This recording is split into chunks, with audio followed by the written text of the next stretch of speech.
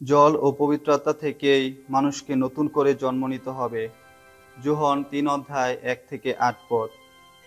নিকোদেম নামে একজন ফরিসি ছিলেন। তিনি ছিলেন ইহুদিদের একজন সমাজ নেতা। একদিন রাতের বেলায় তিনি যিশুর কাছে এলেন, বললেন, গুরু, আমরা ভালোভাবে জানি আপনি ঈশ্বরের কাছ থেকে এসেছেন আমাদের ধর্ম শিক্ষা দিতে। কারণ আপনি যেসব অলৌকিক কাজ করে চলেছেন তেমন কাজ কেউই করতে পারে না যদি না ঈশ্বর তার সহায় হন।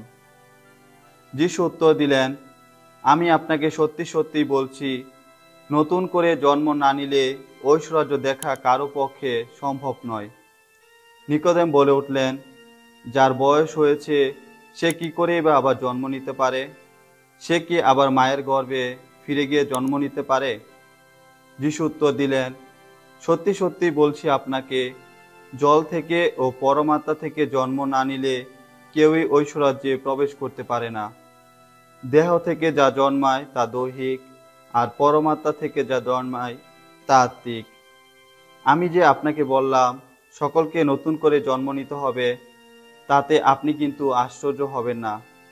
বাতাস যেদিকে ইচ্ছে সেই দিকেই বয়ে যায়, আপনি তার শব্দ শুনতে পান, কিন্তু কোত্থেকে যে আসছে আর কোথায় বা সে যাচ্ছে তা তো বুঝতেই পারেন না। তেমনি পরমাত্মা থেকে যারা জন্ম নেয় তাদের সকলের বেলায়ও ঠিক তাই হয়।